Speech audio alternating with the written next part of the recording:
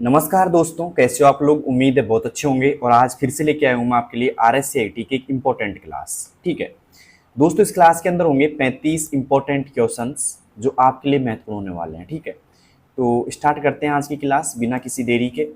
देखिए दोस्तों, आज की क्लास में 35 क्वेश्चन रहेंगे और 35 एकदम इंपॉर्टेंट क्वेश्चन है और एग्जाम में ऐसे कैसे मैच होंगे।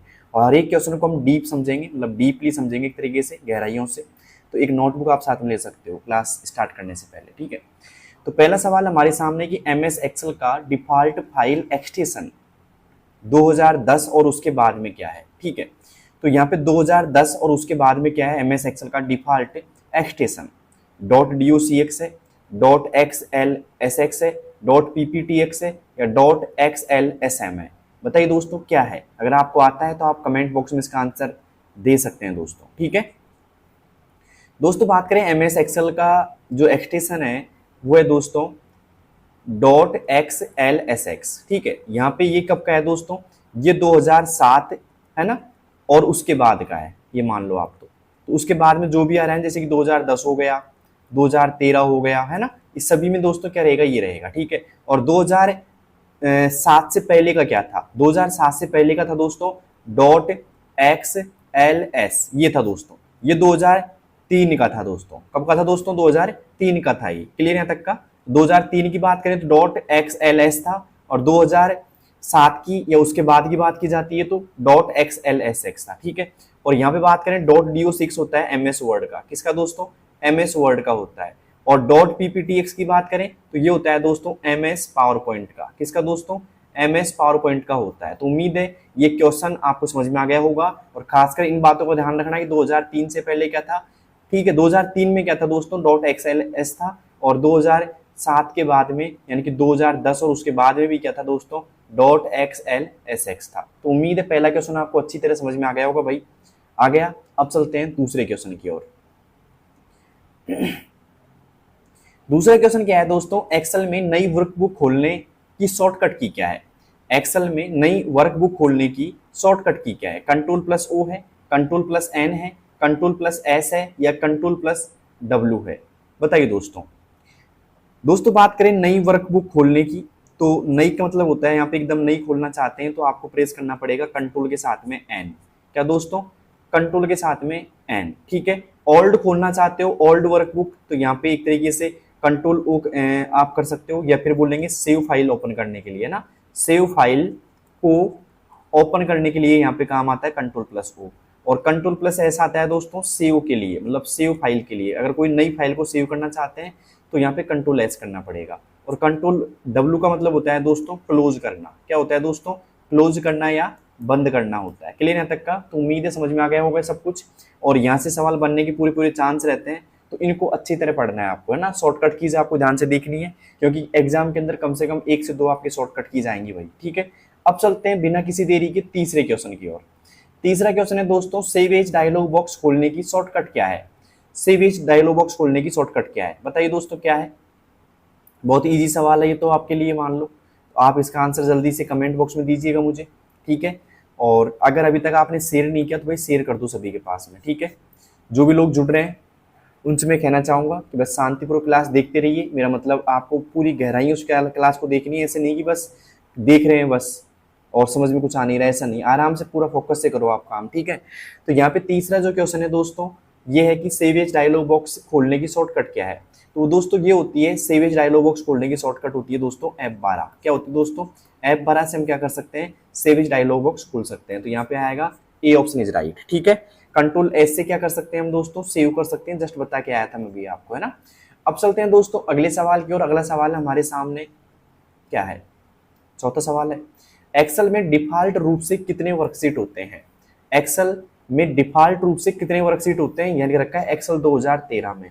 अब ये क्यों लिखा है, क्योंकि सभी में दोस्तों अलग अलग होते हैं। ठीक है, अब यहाँ पे पूछ रहा है कि भाई 2013 में कितना है। ठीक है दोस्तों, बात करें यहाँ पे एक्सेल 2013 में, एक्सेल 2013, ठीक है, 2016, 2019, है ना, इन सभी में दोस्तों कितने होते हैं मुझे बताइए एक बार।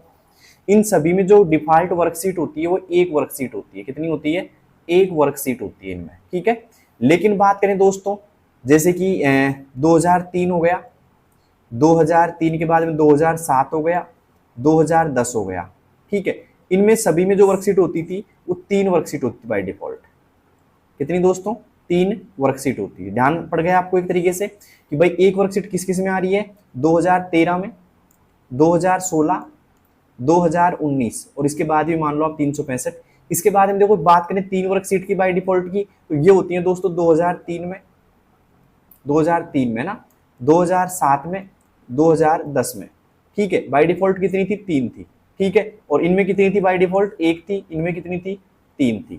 क्लियर है? तो आपको सवाल ध्यान से पढ़ना है। डिफॉल्ट रूप से कितने वर्कशीट होते हैं उसमें लिखा आएगा कि कौन से एक्सेल में, एक्सेल 2013 की वर्जन में, 2010 के में, किस में पूछ रहा है वो, ठीक है। तो उम्मीद है समझ में आ गया होगा दोस्तों ये क्वेश्चन आपको, और अच्छी तरह आपने समझ लिया होगा, ठीक है। अब चलते हैं दोस्तों 5वें क्वेश्चन की ओर। 5वां क्वेश्चन है दोस्तों, एक्सेल में वर्कशीट का डिफॉल्ट नाम क्या होता है? एक्सेल में वर्कशीट का डिफॉल्ट नाम क्या होता है? Book number 1, sheet number 1, Excel number 1 या फिर डाटा 1, क्या होता है दोस्तों? डिफॉल्ट रूप से क्या होता है? आपको आता है तो आप बता सकते हैं दोस्तों। दोस्तों यहाँ पे डिफॉल्ट रूप से वर्कशीट का नाम क्या रहता है, आप बताइए मुझे कमेंट बॉक्स में,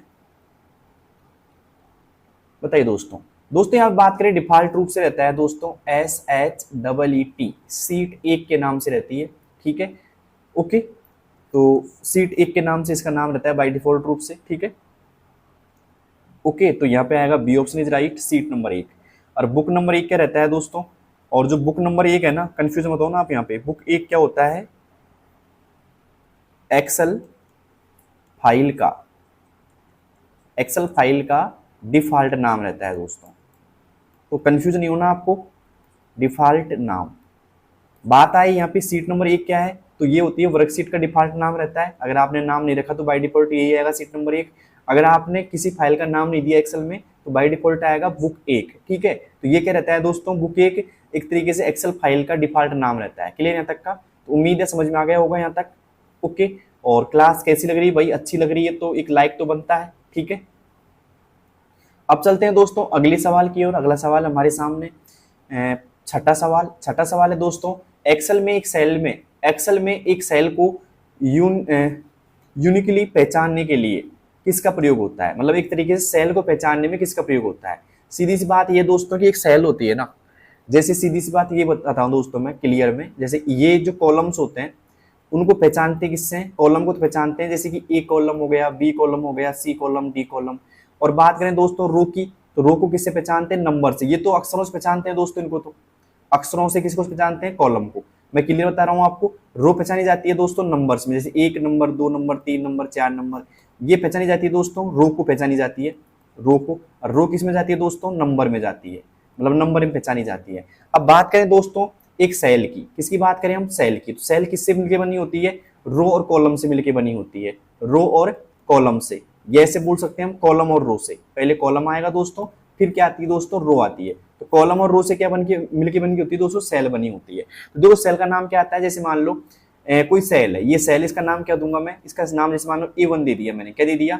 A1 दे दिया। तो इसमें पहले तो क्या आता है दोस्तों? कॉलम आता है, और फिर क्या आती है दोस्तों? रो आती है। तो सीधी सी बात ये है दोस्तों कि एक सेल को पहचानने के लिए या उसका नाम पहचानने के लिए उसमें क्या क्या होते हैं दोस्तों? रो नंबर भी होते हैं और कॉलम लेटर भी होते हैं, ठीक है।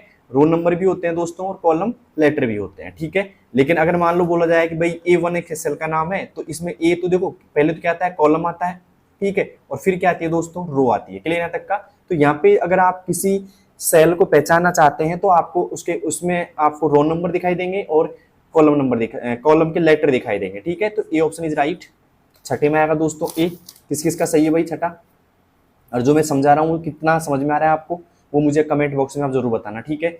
देखिए कई लोगों को क्या रहता है कि एक क्लास देख ली सर और उसी में से क्वेश्चन मिल जाएंगे क्या, या फिर ये जो क्वेश्चन आप पे आ रहे हैं वही मिल जाएंगे कि सेम। भाई मुझे क्या पता सेम पेपर कैसा आएगा, लेकिन मैं उस पेपर के आधार पे करा रहा हूँ, मतलब एक तरीके से मैं मेरा 100% दे रहा हूँ दोस्तों आपको, ठीक है। और मैं जो ये समझा रहा हूँ ना आपको सारी चीजें, इनको सबको याद करना पड़ेगा आपको। ये नहीं कि ऐसा हलवा क्वेश्चन मिल जाएगा डायरेक्टली, आपको बस जाके करना ही होता है, बहुत ज्यादा दिमाग लगाना पड़ता है दोस्तों। तो आप लगाते रहिए और आप सब प्रैक्टिस से होगा सब कुछ। ये मान लो आपको क्या करना है, मेरी सारी प्लेलिस्ट देखनी है, एक तो RSCIT की जो मैंने डाल रखी है ना, जो सारी प्लेलिस्ट देख लो, और खासकर मैराथन क्लास जो मैंने डाल रखी है वो सारी मैराथन आप देखो एक बार, ठीक है, तब जाके आपको थोड़ा अच्छा होगा और एक तरीके से बेटर आपकी तैयारी हो पाएगी, ठीक है। अब चलते हैं दोस्तों 7वें क्वेश्चन की ओर। 7वां क्वेश्चन है एक्सेल में रो और कॉलम मिलने से क्या बनता है, बता क्या है जस्ट अभी मैं दोस्तों, वैसे ऑप्शन बोल देता हूं आपके सामने, टेबल, सीट, सेल या फॉर्मूला। बताइए दोस्तों एक्सेल में रो और कॉलम मिलने से क्या बनता है, टेबल बनती है, सीट बनती है, सेल बनती है, फॉर्मूला बनता है, बताइए दोस्तों जल्दी से क्या बनता है। दोस्तों यहाँ पे कॉलम, ठीक है, और आपस में और रो बोल दें, ROW बोल दें, चाहे रो मिलती है ना, मिलती हैं तो क्या बनता है दोस्तों, सेल बनती है। क्या बनती है, सेल बनती है एक तरीके से, ठीक है। तो जहां कॉलम और रो मिलता है ना, वहां क्या मिलता है, बनता है दोस्तों सेल। कैसे, जैसे मान लो ये आपकी एक रो है, ठीक है, और ऊपर से आ रहा है एक कॉलम ऐसे, तो ये जो बना है ना इंटरफेस, मैं आपको बता रहा हूँ सेल क्या होती है। ये जो इंटरफेस बना है ना यहाँ पे, ये वाला, ये जो पार्ट बना है मिलने से, तो इसको हम क्या बोलेंगे भाई साहब, सेल बोलेंगे। क्या बोलेंगे इसको, सेल बोलते हैं एक तरीके से, ठीक है। तो यहाँ पे क्या आएगा ऑप्शन दोस्तों, सेल आएगा। तो एक्सेल में रो और कॉलम से क्या बनता है दोस्तों, सेल, सेल का निर्माण होता है। क्लियर यहाँ तक का, तो उम्मीद है सातों आपको समझ में आ गया होगा, सेल। अब चलते हैं दोस्तों 8वें सवाल की ओर। 8वां सवाल हमारे सामने क्या है कि एक्सेल 2010 में अधिकतम जो रो है ना उनकी संख्या कितनी है। एक्सेल 2010 में अधिकतम रोज की संख्या कितनी है, 10,48,576, 65,536, ठीक है, यहाँ पे 1 लाख है क्या, ये ज्यादा है, इकाई, ढाई, सैकड़ों, हजार, 10,000, लाख, 10 लाख, 10 लाख है दोस्तों, है ना, 10 लाख या 99,999, 99,999, ठीक है। बताइए दोस्तों एक्सेल 2010 में अधिकतम रोज की संख्या कितनी है। दोस्तों अधिकतम जो एक्सेल 2010 में है उसमें रो की संख्या होती है 10,48,576। कितनी होती है दोस्तों, 10,48,576। क्लियर यहाँ तक का, तो किस किस को समझ में आ गया। और ये जो रो का जो हम पहचानने का तरीका होता है ना, होता है नंबर से। किससे होता है दोस्तों, नंबर से होता है रो का पहचानने का तरीका, ठीक है। तो ये होती है दोस्तों एक्सेल 2010 में 1 से लेकर के 10,48,576 तक होती है। क्लियर यहाँ तक का, तो a option is right. Okay, अब कोई बोलेगा कि 2010 में कॉलम कितने होते हैं भाई, तो 2010 की बात करें तो कॉलमों की बात करता हूं मैं। कॉलम्स जो होते हैं ना दोस्तों, कॉलमों की जो संख्या होती है वो होती है 16,384। कितनी होती है, 16,384 होती है। और पहला कॉलम होता है ए और अंतिम होता है ए से लेकर के XFD तक होते हैं। कहाँ तक होते हैं दोस्तों, XFD तक होते हैं। ये ध्यान रख लेना दोस्तों, कई बार सवाल ये भी आ जाता है कि एक्सेल 2010 में अंतिम कॉलम का नाम क्या है भाई, XFD होता है। क्या होता है दोस्तों, XFD होता है। क्लियर यहाँ तक का। अब चलते हैं दोस्तों अगले क्वेश्चन की ओर। अगला क्वेश्चन है यहाँ पे 9वां, एक्सेल 2010 में अधिकतम कॉलम्स कितने हैं। अभी जस्ट बता के आया था मैं, यहाँ पे रहा है 256, फिर आ रहा है दोस्तों यहाँ पे 16,384, 65,536 या 10,000। बताइए दोस्तों कितने कॉलम होते हैं एक्सेल 2010 में। अगर आपको सवाल समझ में आ रहा है तो आप इसका आंसर दे सकते हैं। दोस्तों एक्सेल 2010 में जो कॉलम्स की संख्या है वो है 16,384, ठीक है। पहला कॉलम होता है ए, ये होता है पहला, और आखिरी कॉलम जो होता है दोस्तों वो होता है XFD। ये होता है दोस्तों अंतिम कॉलम या आखिरी कॉलम, जो भी आप बोलना चाहो, ठीक है। क्लियर तक का, अंतिम कॉलम का नाम XFD होता है और पहले कॉलम का नाम क्या है दोस्तों, ए है। और ये चलते किसमें है दोस्तों, अक्षर में पहचाने जाते हैं, ठीक है। ओके, तो सवाल आ सकता है कि एक्सेल 2010 में जो कॉलम जो पहचाने जाते हैं वो किस में पहचाने जाते हैं, नंबर में, अक्षर में। तो अक्षर में पहचाने जाते हैं, और नंबर में दोस्तों रो पहचानी जाती है। क्लियर है तक का। अब चलते हैं दोस्तों 10वें क्वेश्चन की ओर। 10वां क्वेश्चन हमारे सामने, एक्टिव सेल कहाँ दिखाई देती है, स्टेटस बार में, फॉर्मूला बार में, नेम बॉक्स में या रिबन में। बताइए दोस्तों एक्टिव सेल कहाँ दिखाई देती है, ठीक है। अब एक्टिव सेल कैसे दिखाई देती है, जैसे मान लो आपके सामने एक वर्कशीट तैयार कर रहा हूँ एक तरीके से। तो जैसे मान लो मैंने यहाँ पे एक तरीके से ऐसे दिखा दिया आपको, भाई ऐसे कॉलम होते हैं, काफ़ी सारे कॉलम है एक वर्कशीट के अंदर, और यहाँ पे ये रो होती है ऐसी, ठीक है।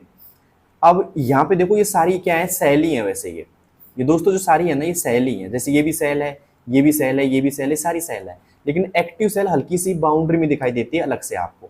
जैसे मान लो ये यहाँ पे मैंने क्लिक कर दिया, इसके ऊपर मैंने माउस पॉइंटर से पर क्लिक कर दिया, तो ऐसे दिखाई देती है आपको।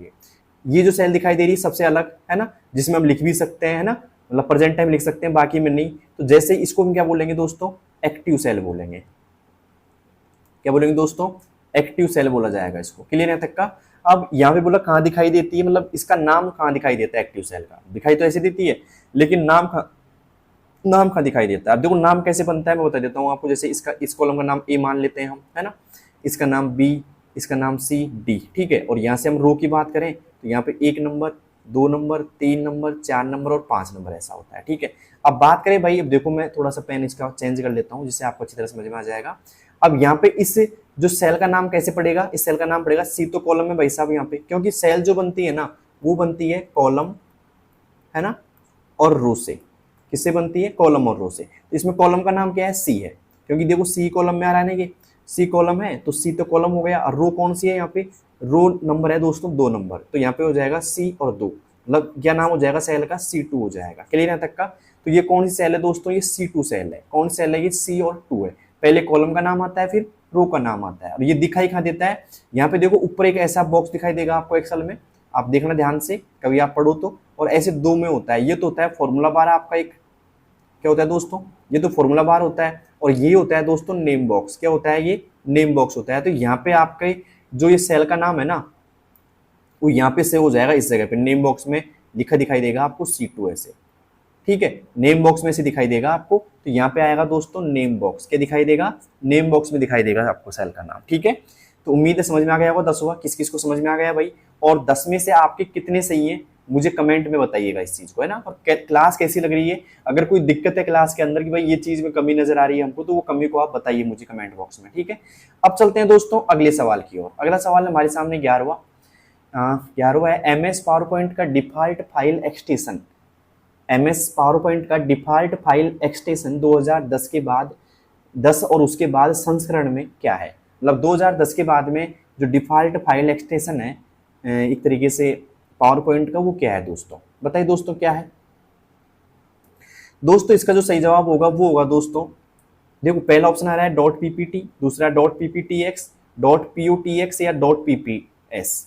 दोस्तों यहाँ पे जो सही जवाब होगा वो होगा बी ऑप्शन, क्या होगा, .pptx, ये होगा दोस्तों, ठीक है। और ये जो चला था दोस्तों 2007 और उसके बाद का है, ये समझ में आ रहा है। उसके बाद जो भी आ रही है ना, जैसे 2007 के बाद में आ गए 2010, है ना, 2013, 2016, 2019, सभी में दोस्तों ये है, ठीक है। और ये बात करें दोस्तों, ये जो इससे पहले क्या था, जैसे उससे पहले क्या था, .ppt था, क्या था दोस्तों, .ppt था जो 2003 में था, ठीक है। तो उम्मीद है आपको समझ में आ जाएगा कि 2003 में जो एक्सटेंशन का क्या था दोस्तों, .ppt था। और 2003 के बाद में, ये 2003 का था। और 2007 जो 7 में आया था 2007, और उसके बाद, है ना, उसके बाद में सब में क्या आ गया दोस्तों, .pptx आ गया। तो यहाँ पे आएगा बी ऑप्शन इज राइट। उम्मीद है समझ में आ गया होगा सब कुछ आपको। अगर समझ में आ गया तो अब आगे चलते हैं हम अगले क्वेश्चन की ओर। अगला क्वेश्चन है दोस्तों, ध्यान से देखिएगा, पावर पॉइंट में डिफॉल्ट व्यू कौन सा होता है। पावर पॉइंट में डिफॉल्ट व्यू कौन सा होता है, slide sorter view, normal view, reading view या आउटलाइन व्यू। बताइए दोस्तों कौन सा व्यू रहता है बाय डिफॉल्ट। तो बाय डिफॉल्ट व्यू की बात करें दोस्तों हम, तो वो रहता है दोस्तों नॉर्मल व्यू रहता है। कौन सा दोस्तों, नॉर्मल व्यू रहता है एक तरीके से, ठीक है। तो B option is right, normal view. अब चलते हैं दोस्तों 13वें क्वेश्चन की ओर। 13वां क्वेश्चन है हमारे सामने, पावर पॉइंट प्रेजेंटेशन को क्या कहते हैं। पावर पॉइंट प्रेजेंटेशन को क्या कहते हैं, बताइए दोस्तों क्या कहते हैं। डॉक्यूमेंट कहते हैं, वर्कबुक कहते हैं, स्लाइड्स कहते हैं या डाटाबेस कहते हैं, ठीक है। बताइए जल्दी से दोस्तों क्या कहते हैं। तो इसको कहते हैं दोस्तों स्लाइड्स। क्या कहते हैं दोस्तों, स्लाइड्स कहते हैं। क्लियर है तक का। तो यहाँ पे आएगा दोस्तों C option is right, slides. Document एक तरीके से MS वर्ड में आता है। वर्कबुक किस में आती है दोस्तों, एक्सेल में आती है। किस में आती है, एक्सेल में आती है। क्लियर है तक का। और स्लाइड्स किस में आती है, पावर पॉइंट में आती है, ठीक है। और पावर पॉइंट किसके काम आता है, प्रेजेंटेशन के, यानी कि प्रस्तुति काम आता है। तो यहाँ पे समझ में आ गया होगा दोस्तों, यहाँ पे आएगा सी ऑप्शन इज राइट। अब चलते हैं दोस्तों 14वें क्वेश्चन की ओर। 14वां क्वेश्चन हमारे सामने, पावर पॉइंट में टेम्पलेट का उपयोग किस लिए होता है।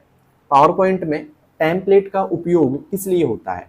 पहला ऑप्शन डाटा एनालिसिस के लिए, प्री डिजाइन स्लाइड फॉर्मेटिंग के लिए, स्पेल चेक के लिए या एनिमेशन इंसर्ट करने के लिए। बताइए दोस्तों टेम्पलेट का जो प्रयोग होता है पावर पॉइंट में वो क्यों होता है। अगर आपको आता है, हल्का फुल्का आपने पढ़ रखा है पावर पॉइंट, तो इसका जवाब आप कमेंट बॉक्स में दे सकते हैं, ठीक है।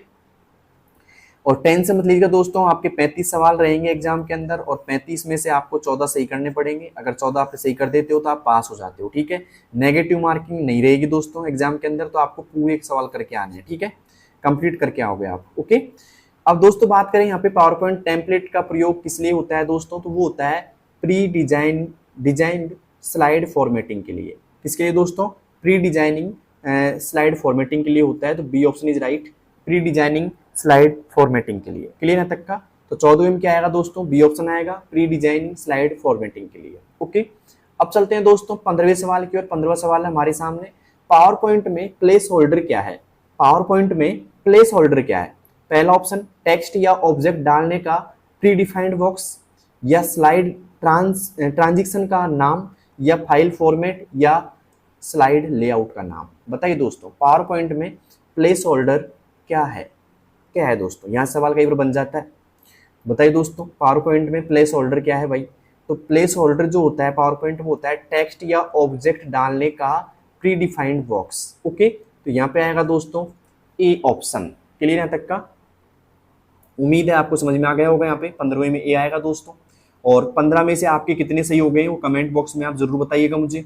कौन कौन ऐसे लोग हैं जिनके 15 में से 10 से भी कम सही हुए हैं, तो उनसे एक बात कहना चाहूँगा, आप तैयारी को और थोड़ा सा बेटर कीजिए और साथ में आप मेरी मैराथन क्लास देखिएगा और कंप्लीट तैयारी रखिए, ठीक है। आप ये मत सोचना कि एक क्लास से सब कुछ पास हो जाएंगे। कई लड़के तो क्या सोच के बैठते हैं कि एक क्लास से पास हो जाएंगे सर। भाई मैं मानता हूँ एक क्लास से कम 3, 4, 5 क्वेश्चन मिल जाते हैं, लेकिन ये नहीं कि पूरे क्वेश्चन मैच हो जाएंगे भाई।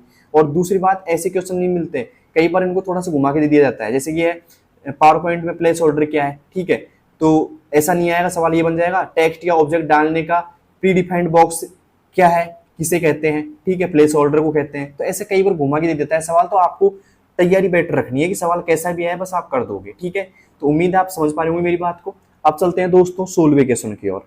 16वां क्वेश्चन क्या है हमारे सामने, देखिएगा ध्यान से दोस्तों। नई स्लाइड इंसर्ट करने की शॉर्टकट की क्या है।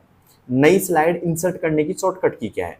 देखो कंट्रोल एम है, कंट्रोल एन है, कंट्रोल शिफ्ट एम है, या कंट्रोल अल्ट एन है। बताइए दोस्तों अगर आप स्लाइड इंसर्ट कहाँ होती है दोस्तों, पावर पॉइंट में होती है। किसमें होती है दोस्तों, पावर पॉइंट में होती है। अब यहाँ पे कई लोग गलत करके आएंगे, कई लोग यहाँ पे क्या कर देंगे, कंट्रोल एन कर देंगे। क्या कर देंगे दोस्तों, कंट्रोल एन कर देंगे। ध्यान रखना पावर पॉइंट के अंदर, ठीक है, पावर पॉइंट के अंदर की बात करें तो नई फाइल के लिए तो क्या प्रेस किया जाता है, नई फाइल लेनी है पावर पॉइंट के अंदर, है ना, तो उसके लिए क्या लेना है, एक तरीके से कंट्रोल एन दबाते हैं हम, कंट्रोल के साथ में एन प्रेस करते हैं नई फाइल के लिए। लेकिन मान लो आपको नई स्लाइड लेनी है ना भाई साहब, क्या लेनी है, नई स्लाइड, तो नई स्लाइड के लिए आपको प्रेस करना पड़ेगा दोस्तों कंट्रोल के साथ में एम प्रेस करना पड़ेगा, ठीक है। और कंट्रोल के साथ में एम किस लिए होता है दोस्तों, नई स्लाइड इंसर्ट करने के लिए होता है कंट्रोल एम, ठीक है। अब एक और आता है यहाँ पे डुप्लीकेट स्लाइड, ये तो हो गई एक तरीके से नई स्लाइड। एक होता है दोस्तों डुप्लीकेट स्लाइड। डुप्लीकेट स्लाइड का भी कई बार ऑप्शन आ जाता है कि इससे क्या होता है, ये जो शॉर्टकट होती है कंट्रोल के साथ में आपको डी प्रेस करना पड़ेगा। फिर कंट्रोल एन नई फाइल के लिए, कंट्रोल एम होता है दोस्तों नई स्लाइड के लिए, और डुप्लीकेट स्लाइड के लिए होता है दोस्तों कंट्रोल डी। पावर पॉइंट के अंदर, किसके अंदर दोस्तों, पावर पॉइंट के अंदर की बात कर रहा हूं मैं, तीनों पावर पॉइंट के अंदर बता रहा हूं मैं कि क्या काम आती है दोस्तों, ठीक है। तो पावर पॉइंट के अंदर कंट्रोल डी प्रेस करेंगे तो डुप्लीकेट स्लाइड होती है, नई स्लाइड के लिए कंट्रोल एम प्रेस किया जाएगा, नई फाइल के लिए कंट्रोल एन प्रेस किया जाएगा, ठीक है। उम्मीद है समझ में आ गया होगा दोस्तों सब कुछ, ओके। अब चलते हैं दोस्तों 16वें क्वेश्चन की ओर। 16वां नहीं 17वां है दोस्तों, यूपीआई का पूरा नाम क्या है। यूपीआई का पूरा नाम क्या है, unified payment interface, universal payment integration, या फिर यूनिक पेमेंट इंटरनेट, या यूनिफाइड प्रोटोकॉल इंटरनेट। बताइए दोस्तों क्या होगा इसका सही जवाब, क्या होता है यूपीआई का पूरा नाम। अब यूपीआई का पूरा नाम बताने से पहले बताऊंगा मैं आपको दोस्तों, यूपीआई क्या काम आता है, ऑनलाइन पेमेंट करने के लिए, ऑनलाइन पेमेंट की सेवा देता है एक तरीके से ये, ठीक है, और इससे समय की बचत हो जाती है। तो यूपीआई ऑनलाइन पेमेंट के काम आता है, ठीक है। और बात करें इसका यूपीआई का पूरा नाम क्या होता है भाई, तो इसका जो पूरा नाम होता है ना वो होता है यूनिफाइड पेमेंट इंटरफेस। क्या होता है दोस्तों, unified payment interface. A option is right, ठीक है, किस किस का ए ऑप्शन सही है भाई। अब चलते हैं दोस्तों अगले क्वेश्चन की ओर। अगला क्वेश्चन है हमारे सामने 18वां, आईआरसीटीसी की वेबसाइट किसके लिए प्रसिद्ध है? आईआरसीटीसी की वेबसाइट किसके लिए प्रसिद्ध है? फ्लाइट टिकट के लिए, ट्रेन टिकट के लिए, मूवी टिकट के लिए या बस टिकट के लिए? बताइए दोस्तों, आईआरसीटीसी की वेबसाइट किसके लिए प्रसिद्ध है? अगर आपको आता है तो आप इसका तो जवाब कमेंट बॉक्स में दे ही सकते हैं। वैसे इंपॉर्टेंट रहते हैं ऐसे सवाल, कई बार पूछ लिए जाते हैं ऐसे कैसे। दोस्तों आईआरसीटीसी की जो वेबसाइट प्रसिद्ध है ना, वो है दोस्तों ट्रेन टिकट के लिए। किसके लिए दोस्तों? ट्रेन टिकट के लिए होती है। ओके, ट्रेन टिकट आप करवाना चाहते हैं तो आपको यहाँ पे इस वेबसाइट पे जाना पड़ेगा। तो यहाँ पे आएगा B option is right, train ticket. Okay, अब चलते हैं दोस्तों अगले सवाल की ओर। अगला सवाल हमारे सामने 19वां, ऑनलाइन मीटिंग सॉफ्टवेयर का उदाहरण है। ऑनलाइन मीटिंग क्या होता है? जैसे मान लो आप घर बैठे ऑनलाइन आप वीडियो कॉलिंग कर रहे हो, ठीक है, और कोई ऐसी मीटिंग चल रही है आपकी, कोई इंटरव्यू चल रहा है ऑनलाइन, है ना। जैसे मान लो एक फोन से दूसरे फोन में, एक कंप्यूटर से आप दूसरे कंप्यूटर में बैठे बैठे आराम से एक तरीके से मीटिंग कर रहे हो, या लैपटॉप में कर रहे हो, है ना, जिसमें भी आप कर रहे हो एक तरीके से। तो वो कौन कौन से सॉफ्टवेयर है? ठीक है, देखो जूम है, गूगल मीट है, माइक्रोसॉफ्ट टीम्स है या उपरोक्त सभी है। बताइए दोस्तों कौन कौन से? अगर आपको आता है तो आप कमेंट बॉक्स में इसका आंसर दे सकते हैं। दोस्तों यहाँ पे बात करें ऑनलाइन मीटिंग की, तो यहाँ पे जूम भी होता है, गूगल मीट भी होता है, माइक्रोसॉफ्ट टीम्स भी होता है। तो यहाँ पे आएगा उपरोक्त सभी। क्या आएगा? उपरोक्त सभी, मतलब ये भी होता है, ये भी होता है, ये भी होता है। तो डी ऑप्शन इज राइट, उपरोक्त सभी। ठीक है, तो उम्मीद है समझ में आ गया होगा 19वां क्वेश्चन आपको। 19वां क्वेश्चन समझ में आ गया। चलते हैं 20वें क्वेश्चन की ओर। 20वां क्वेश्चन है दोस्तों, एफटीपी का पूरा नाम क्या है? एफटीपी का पूरा नाम क्या है? File transfer protocol, fast transfer program, file tracking process या फास्ट टेक्स्ट प्रोटोकॉल? बताइए दोस्तों एफटीपी का पूरा नाम क्या है? अगर आपको आता है तो आप कमेंट बॉक्स में इसका आंसर दे सकते हैं। दोस्तों एफटीपी का जो पूरा नाम होता है वो होता है file transfer protocol. F for file, T for transfer, P for protocol. तो यहाँ पे आएगा ए ऑप्शन इज राइट। ठीक है, तो 20 क्वेश्चनों की क्लास हो चुकी है दोस्तों, 15 क्वेश्चन और भी बचे हैं। तो 20 में आपकी क्या कंडीशन है मुझे बताइए कमेंट बॉक्स के अंदर। ठीक है, और जो लोग पहली बार आए ना आज मेरे चैनल पे, उनसे मैं एक बात कहना चाहूंगा, अभी सब्सक्राइब कर लीजिएगा, क्योंकि सारे आपको क्वेश्चन इसी चैनल पे मिलेंगे एक तरीके से, और सब कुछ आपको बेनिफिट रहेगा। ठीक है, और हाँ अगर आपको कोई भी डाउट होता है तो मेरी एक इंस्टाग्राम आईडी है, इंस्टा आईडी सेम चैनल के नाम से, डोसा कंप्यूटर वाला। क्या है दोस्तों? डोसा कंप्यूटर वाला, है ना, DAUSA, डोसा कंप्यूटर वाला के नाम से आप जाइए, फॉलो कीजिए आराम से। ठीक है, और हाँ आपको सारी अपडेट चाहिए तो आप मेरा इंस्टाग्राम आईडी भी, सॉरी टेलीग्राम भी आप फॉलो कर सकते हैं या ज्वाइन कर सकते हैं, जिसका नाम है डोसा कंप्यूटर वाला है। ठीक है, सेम ही है, चैनल के नाम तीनों एक सेम है, तो आप आराम से जाके डाउट भी अपना पूछ सकते हैं, जो भी आपको डाउट है। अब चलते हैं दोस्तों 21 सवाल की ओर। P2P का पूरा नाम क्या है? P2P का पूरा नाम क्या है भाई? Peer to peer, point to point, page to page या पैकेट टू पैकेट? बताइए दोस्तों क्या है P2P का पूरा नाम? दोस्तों P2P का जो पूरा नाम है वो है पीयर टू पीयर, है ना। Clear, A option is right. अब चलते हैं दोस्तों 22वें सवाल की ओर। 22वां है, VPN का पूरा नाम क्या है? VPN का पूरा नाम क्या है? VPN की बात कर रहे हैं भाई अपन। VPN का पूरा नाम क्या है? पहला वर्चुअल प्राइवेट नेटवर्क, दूसरा वर्चुअल पब्लिक नेट, दूसरा वेरीफाइड प्राइवेट नेट या वर्चुअल प्रोटेक्ट नेटवर्क? बताइए दोस्तों क्या है VPN का पूरा नाम? अगर आपको आता है तो आप कमेंट बॉक्स में इसका आंसर दे सकते हैं। दोस्तों VPN का जो पूरा नाम है वो है वर्चुअल प्राइवेट नेटवर्क। क्या है दोस्तों? Virtual private network. तो a option is right, virtual private network. Okay, तो उम्मीद है आपको VPN का पूरा नाम पता लग ही गया होगा दोस्तों। अब चलते हैं दोस्तों आगे थोड़ा। ठीक है, आगे चलते हैं दोस्तों 23वें सवाल की ओर। 23वां सवाल है डोमेन नेम सिस्टम यानी कि DNS। अब सवाल यहाँ से बन सकता है कि DNS का पूरा नाम क्या है भाई? DNS का पूरा नाम, ठीक है, तो इसका आपको मिल गया आंसर यहाँ पे कि DNS का पूरा नाम है डोमेन नेम सिस्टम। कई बार ये सवाल ही पूछ लिया जाता है। ठीक है, इसके बाद में अब ये तो पता लग गया कि डोमेन नेम सिस्टम है इसका पूरा नाम, लेकिन अब बात करें कि भाई इसका कार्य क्या है। IP एड्रेस को डोमेन नेम में बदलना, फाइल स्टोरेज करना, वायरस प्रोटेक्शन या ब्रांडविड्थ बढ़ाना? बताइए दोस्तों क्या है इसका सही जवाब? अगर आपको आता है तो आप कमेंट बॉक्स में दे सकते हैं इसका जवाब। दोस्तों डोमेन नेम सिस्टम का जो कार्य होता है वो होता है IP एड्रेस को डोमेन नेम में बदलना। IP एड्रेस को क्या दोस्तों? डोमेन नेम में बदलना। किस किस का सही है भाई? IP एड्रेस को डोमेन नेम में बदलना। ठीक है, उम्मीद है समझ में आ गया होगा 23वां क्वेश्चन आपको। अब चलते हैं दोस्तों 24वें क्वेश्चन की ओर। 24वां क्वेश्चन ध्यान से देखिएगा दोस्तों। VoIP VoIP का पूरा नाम क्या है? VoI और P क्या नाम है दोस्तों पूरा? Voice over internet protocol, video over internet protocol, या वर्चुअल ओवर आईपी, या वेरीफाइड आईपी ऑप्शन? बताइए दोस्तों क्या है इसका सही जवाब? तो VoIP का जो पूरा नाम है दोस्तों वो होता है दोस्तों वॉइस ओवर इंटरनेट प्रोटोकॉल। क्या दोस्तों? Voice over internet protocol. ये ऑप्शन इज राइट। ठीक है, अब चलते हैं 25 सवाल की और 25 सवाल है दोस्तों MS word. MS word tab stops में निम्नलिखित में से कौन सी अलाइनमेंट संभव नहीं है? ठीक है, अब ये सवाल कहाँ से लिया है दोस्तों? मैंने ये लिया है एमएस वर्ड में। एमएस वर्ड की बात करेंगे हम एमएस वर्ड के होम टैब में। होम टैब में एक तरीके से पैराग्राफ ग्रुप आता है, उसके अंदर एक निकलता है टैब का ऑप्शन। उसमें से सवाल बनाया दोस्तों कि टैब जो स्टॉप पोजीशन है ना, स्टॉप्स हैं, उसमें कौन सी अलाइनमेंट संभव नहीं है? डेसिमल नहीं है, सेंटर अलाइनमेंट नहीं है, बार अलाइनमेंट नहीं है, जस्टिफाई नहीं है। ठीक है, तो इसको समझने से पहले मैं आपको एक फोटो दिखाना चाह रहा हूँ, इसमें देखिएगा ध्यान से। या आपका जो मैं सवाल पूछ रहा हूँ ना टैब स्टॉप पोजीशन, वो ये रही यहाँ पे, ये टैब स्टॉप पोजीशन है। और इसके अंदर जो अलाइनमेंट ये रही दोस्तों, अलाइनमेंट में देखो एक तो लेफ्ट आ रहा है, लेफ्ट होती है, एक सेंटर होती है, एक राइट होती है, एक बार होती है, बार अलाइनमेंट, एक होती है दोस्तों डेसिमल होती है। लेफ्ट होती है, सेंटर होती है, राइट होती है, बार होती है और डेसिमल होती है। ये किसकी होती है? टैब स्टॉप पोजीशन की होती है। क्लियर यहाँ तक का? अब ये आपको इस सवाल में दिखाई दे रही है। देखो मैंने बताया कि यहाँ पे डेसिमल होती है, सेंटर भी होती है, बार भी होती है, लेकिन यहाँ पे ये नहीं होती दोस्तों। ठीक है, जस्टिफाई नहीं होती है और संभव नहीं है पूछा है ना, यहाँ पे आएगा दोस्तों डी ऑप्शन। क्या दोस्तों? डी ऑप्शन आएगा कि जस्टिफाई नहीं होती है। ठीक है, MS word tab stop position में कौन सी अलाइनमेंट संभव नहीं है? मैंने बताया दोस्तों अलाइनमेंट यहाँ पे टैब लेफ्ट भी होती है, सेंटर भी होती है, राइट भी होती है, डेसिमल भी होती है और बार भी होती है, लेकिन कौन सी यहाँ पे नहीं है इनमें से? जस्टिफाई तो मुझे दिखाई नहीं दे रही। इसमें आपको दिखाई दे रही जस्टिफाई? यहाँ पे नहीं दिखाई दे रही होगी भाई, नहीं होती है। ठीक है, तो यहाँ पे जस्टिफाई नहीं होती।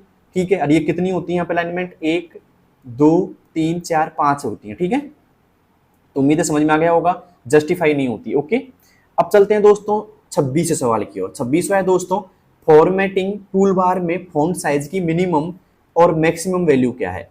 फॉर्मेटिंग टूल बार में फॉन्ट साइज की मिनिमम और मैक्सिमम वैल्यू क्या है? आपने जब एमएस वर्ड पढ़ा होगा तो फॉन्ट बॉक्स के अंदर फॉन्ट साइज का ऑप्शन आया होगा। क्या आएगा दोस्तों? फॉन्ट साइज का ऑप्शन आया होगा। और इस फॉन्ट साइज के अंदर एक ऐसा मतलब एक ऐसा आता है दोस्तों ड्रॉप बॉक्स, उसके अंदर सबसे कम 8 होती है और सबसे अधिक होती है 72। ठीक है, क्लियर है तक का? तो सबसे कम 8 फिर 9 10 चलती रहती है फिर 72 होती है हाईएस्ट। तो सबसे कम 8 होती है और सबसे अधिक कितनी होती है?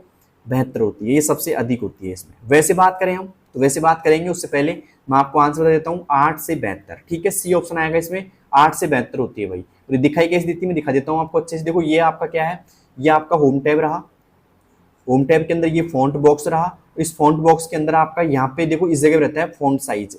ये किसका ऑप्शन है दोस्तों?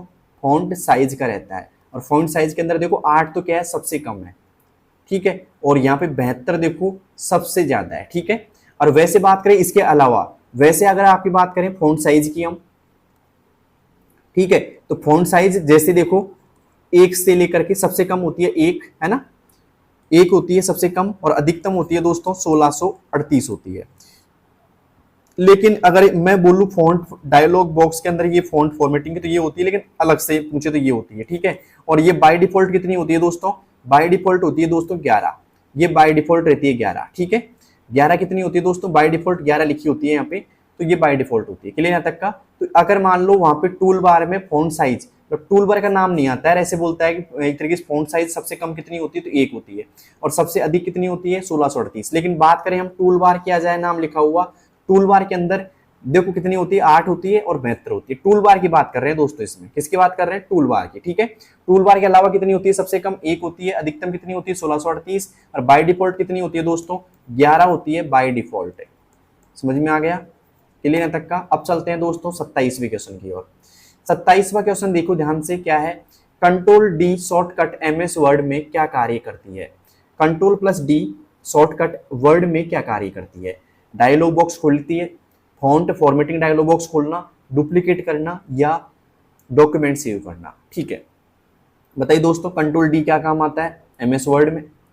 दोस्तों कंट्रोल डी की बात करें तो एमएस वर्ड में आता है फॉन्ट फॉर्मेटिंग डायलॉग बॉक्स खोलना। क्या होता है दोस्तों? फॉन्ट फॉर्मेटिंग डायलॉग बॉक्स खोलना। अब देखो पावर पॉइंट में क्या काम करती है, मैं आपको एक ही चीज बता रहा हूँ, पावर पॉइंट में क्या काम करती है ये, ठीक है।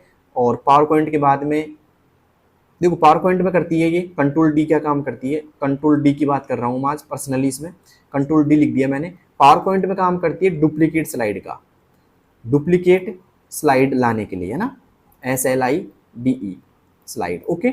और बात करें यहाँ पे एक तरीके से MS एक्सेल की, MS एक्सेल में क्या काम करती है ये कंट्रोल डी, तो MS एक्सेल में करती है दोस्तों डाउन फिल करना, क्या दोस्तों, डाउन फिल करने का काम करती है ये, क्लियर है तक का। और बात करें यहाँ पे MS वर्ड की, तो वर्ड में क्या काम करती है ये करती है फॉन्ट फॉर्मेटिंग डायलॉग बॉक्स खोलना, क्लियर है तक का। तो मैंने आपको एक ही चीज समझा दी है, आप ध्यान रखना कंट्रोल डी अगर आ जाए तो उसमें पढ़ना है कि MS वर्ड में पूछ रहा है ये, कि एक्सेल में पूछ रहा है कि पावर पॉइंट में पूछ रहा है आपसे, ठीक है। तो अब चलते हैं दोस्तों 28वें सवाल की ओर।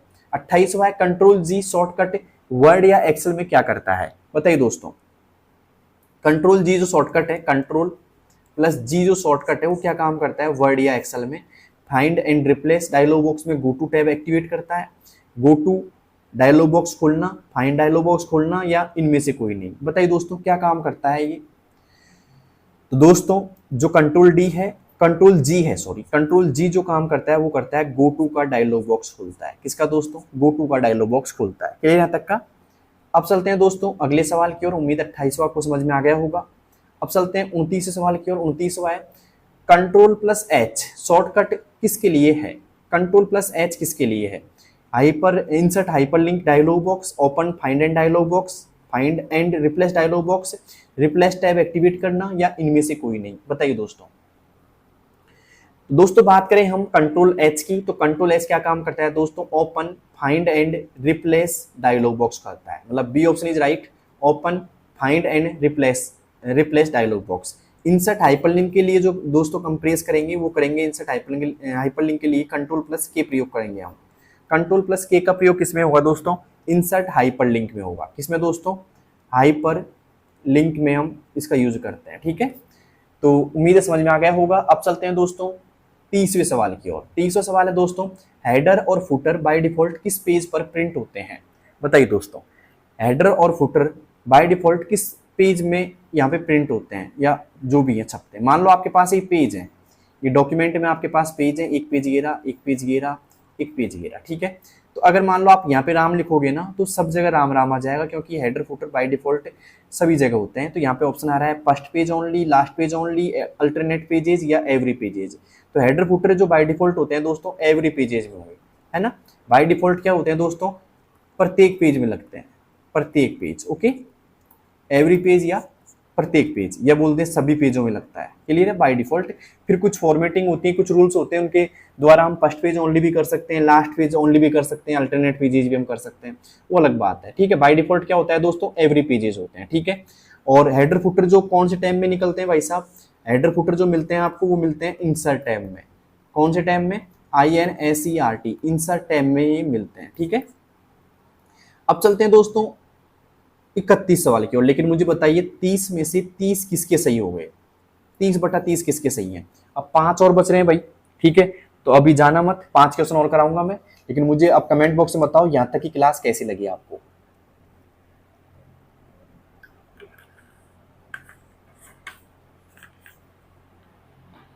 ठीक है दोस्तों, अब चलते हैं आगे अगले क्वेश्चन की ओर। अगला क्वेश्चन हमारे सामने 31वां, स्पेलिंग चेक के लिए कौन सा फंक्शन की उपयोग किया जाता है, बताइए दोस्तों। स्पेलिंग चेक के लिए कौन सा फंक्शन की उपयोग किया जाता है। पहला ऑप्शन आ रहा है F2, दूसरा आ रहा है F4, तीसरा F7 या F9, बताइए दोस्तों। दोस्तों बात करें स्पेलिंग चेक के लिए तो उपयोग किया जाता है दोस्तों F के साथ 7, F7, ठीक है। F7 फंक्शन की यहाँ पे प्रयोग की जाती है, तो यहाँ पे आएगा दोस्तों C option is right, F7, ठीक है। उम्मीद है समझ में आ गया होगा F7 आपको। अब चलते हैं दोस्तों अगले सवाल की ओर। अगला सवाल हमारे सामने 32वां, वर्ड डॉक्यूमेंट में अधिकतम कितने कॉलम्स इंसर्ट किए जा सकते हैं। वर्ड डॉक्यूमेंट में अधिकतम कितने कॉलम्स इंसर्ट किए जा सकते हैं, ठीक है। 45, 50, 63 या 65, बताइए दोस्तों। दोस्तों बात करें MS वर्ड की, किसकी बात कर रहे हैं यहाँ पे, MS वर्ड की, एक्सेल की बात नहीं कर रहे हैं, MS वर्ड की बात कर रहे हैं। तो MS वर्ड की एक टेबल में, किसमें दोस्तों, टेबल में अधिकतम जो कॉलम इंसर्ट किए जा सकते हैं, कॉलम वो किए जा सकते हैं 63, ठीक है। और यहाँ पे बात करें टेबल में रो कितनी इंसर्ट की जा सकती है, 32,767। कितनी दोस्तों, 32,767 यहाँ पे रो इंसर्ट की जा सकती है एमएस वर्ड की टेबल में, और यहाँ पे कॉलम 63 इंसर्ट किए जा सकते हैं। तो उम्मीद है यहाँ पे समझ में आ गया होगा, 63 कॉलम यहाँ पे इंसर्ट किए जा सकते हैं। तो यहाँ पे आएगा दोस्तों 32 में सी ऑप्शन 63 कॉलम। ध्यान रखना बात किसी कर रहा हूँ मैं, एमएस वर्ड की कर रहा हूँ। एमएस वर्ड की एक टेबल में अधिकतम कॉलम एक साथ में 63 और अधिकतम रो 32,767। ओके, कई बार यहाँ से सवाल बन जाता है तो आप ध्यान रखना इसका भी। अब चलते हैं दोस्तों अगले सवाल की ओर। अगला सवाल हमारे सामने 33वां, बुकमार्क का उपयोग किस लिए किया जाता है। बुकमार्क का उपयोग किस लिए किया जाता है, डॉक्यूमेंट को एक विशेष लोकेशन पर सेव करने के लिए, वेब पेज यूआरएल को फ्यूचर या फर्दर रेफरेंस के लिए सेव करने के लिए, या डॉक्यूमेंट को कहीं भी स्पेसिफिक जगह पर जंप करने के लिए, या अलाइनमेंट सेटिंग को सेव करने के लिए। बताइए दोस्तों क्या होगा इसका सही जवाब। बुकमार्क का उपयोग किस लिए किया जाता है दोस्तों। दोस्तों बुकमार्क्स का जो उपयोग किया जाता है वो किया जाता है दोस्तों डॉक्यूमेंट को या डॉक्यूमेंट में कहीं भी स्पेसिफिक जगह पर जंप करने के लिए, ठीक है। मतलब कोई भी जगह पे डायरेक्ट जाने के लिए आप इसका उपयोग कर सकते हैं, इससे समय की बचत हो जाती है दोस्तों, ठीक है। तो यहाँ पे आएगा दोस्तों C option is right, document में कहीं स्पेसिफिक जगह पर जंप करने के लिए, डायरेक्ट जाने के लिए, ठीक है। तो 33वां आपको समझ में आ गया होगा। अब चलते हैं 34वें क्वेश्चन की ओर। 34वां है दोस्तों, ठीक है, 34वां है दोस्तों, ध्यान से देखिएगा। माक्रोस क्या है, माक्रो क्या है, छोटा add on program, high level programming, low level programming, या small program in word using VBA to automate tasks. बताइए दोस्तों क्या होगा इसका सही जवाब। माक्रोस क्या है दोस्तों, जो माक्रोस होता है ना वो होता है दोस्तों small program in word using VBA to automatic task. ये क्या काम आता है, जैसे मान लो आप कोई टास्क बार बार कर रहे हो, ठीक है, कोई कार्य आप बार बार कर रहे हो, बार बार, ठीक है। तो अगर अपन ने उसको इसमें रिकॉर्ड कर दिया ना भाई साहब, ये क्या करता है, रिकॉर्ड करता है। क्या करता है दोस्तों, रिकॉर्ड करता है। ये रिकॉर्ड कर दिया तो बार बार आप इसका यूज करके उसको ऑटोमेटिक कर सकते हो। मतलब एक तरीके से भाई इसको शॉर्टकट के द्वारा भी लाया जा सकता है या रन कर सकते हैं दोस्तों, है ना। तो बार बार मतलब लिखने की जरूरत नहीं पड़ेगी आपको, फिर एक बार रिकॉर्ड कर लो और फिर बाद में आपको क्या करना पड़ेगा दोस्तों, रन करना पड़ेगा इसके अंदर, ठीक है। तो रन आप आराम से कर सकते हो और आराम से आपका काम हो जाएगा, ठीक है। तो अब चलते हैं दोस्तों 35वें सवाल की ओर। 35वां है दोस्तों, ध्यान से देखिएगा। ऑनलाइन शॉपिंग का उदाहरण है, ऑनलाइन शॉपिंग का उदाहरण है अमेजन, फ्लिपकार्ट, स्नैपडील या उपरोक्त सभी। बताइए दोस्तों ऑनलाइन शॉपिंग कौन से ऐप से कर सकते हैं हम, ये तो आप बता सकते हो मुझे। दोस्तों ऑनलाइन शॉपिंग की बात की जाए तो यहाँ से अमेजन से भी हो जाती है, फ्लिपकार्ट से भी हो जाती है, स्नैपडील से भी कर सकते हैं। तो यहाँ पे आएगा उपरोक्त सभी, है ना, सभी से किया जा सकता है ऑनलाइन शॉपिंग। और उम्मीद है ये क्लास आपको समझ में आई होगी। 35 क्वेश्चन पूरे हो चुके हैं। सबसे पहले ये बताओ 35 में से आपके कितने सही हुए हैं, ठीक है। और जिनकी कंडीशन थोड़ी ऐसी है कि भाई मेरे को तो पता ही नहीं क्या है, तैयारी अच्छे से नहीं है, तो मैं उनसे कहना चाहूँगा आप प्लेलिस्ट में जाओ, है ना, प्लेलिस्ट में जाओ इसी चैनल पर, और वहाँ पे मैराथन क्लास है दोस्तों। क्या है दोस्तों, मैराथन क्लास है। उन सभी मैराथन क्लास को आप देखो आराम से, ठीक है, और तैयारी को बेटर करो अपनी को, ठीक है। एग्जाम के अंदर 35 क्वेश्चन आएंगे, ठीक है, और 35 में से 14 क्वेश्चन तो आपको सही करके आना है, ठीक है, पास होने के लिए। और हाँ, अगर आपके जो भी फ्रेंड है, आपका जो भी फ्रेंड सर्कल है, वहाँ पे अगर कोई तैयारी कर रहा है कंप्यूटर संबंधित या RSET की तैयारी कर रहा है, तो उनके पास में इस वीडियो को शेयर कर दो आप, ठीक है। और सब्सक्राइब कर लेना, क्योंकि सारे अपडेट आपको तभी मिल पाएंगे जब आपका चैनल सब्सक्राइबर होगा, ठीक है। और अभी भी कोई डाउट है तो आप मुझे इंस्टाग्राम अकाउंट पे जा करके बता सकते हो, ठीक है। मेरा इंस्टाग्राम अकाउंट है दौसा कंप्यूटर वाला। क्या है दोस्तों, दौसा कंप्यूटर वाला। आप सर्च करो इंस्टाग्राम चैनल, और वहाँ पे जाके जो भी आपका डाउट है आप मेरे साथ शेयर कर सकते हो, ठीक है। और उम्मीद है सबको समझ में आ गया होगा दोस्तों आपको। और मिलते हैं दोस्तों अगली क्लास में, तब तक के लिए तैयारी करते रहो आप, ठीक है। और साथ साथ में जो मेरी क्लास है उनको आप नोट्स के रूप में लिखते भी जाओ, ठीक है, क्योंकि बार बार देखो वीडियो देखने का टाइम नहीं मिलता कई बार। तो आपका जो भी इंपॉर्टेंट क्वेश्चन लग रहा है ना, या फिर जो नया क्वेश्चन आपको लग रहा है कि ये क्वेश्चन मुझे नहीं आता, उसको आप नोट कर लीजिए नोटबुक के अंदर, ठीक है। जिससे क्या होगा कि बार बार आपको रिपीट हो जाएगा और वो क्वेश्चन अच्छी तरह आपको समझ में आ जाएगा, ठीक है। तो उम्मीद है आपको सब कुछ समझ में आ रहा होगा मेरी क्लास से। अगर क्लास में कोई भी आपको डाउट लग रहा है तो आप मुझे कमेंट करके बता सकते हैं दोस्तों कि ये समस्या आ रही क्लास के अंदर। और वैसे मैंने मेरा पूरा 100% दिया है आपको, ठीक है। और उम्मीद है आपको सब कुछ समझ में भी आया होगा। बेस्ट ऑफ लक दोस्तों, धन्यवाद। मिलते हैं अगली क्लास में। Thank you.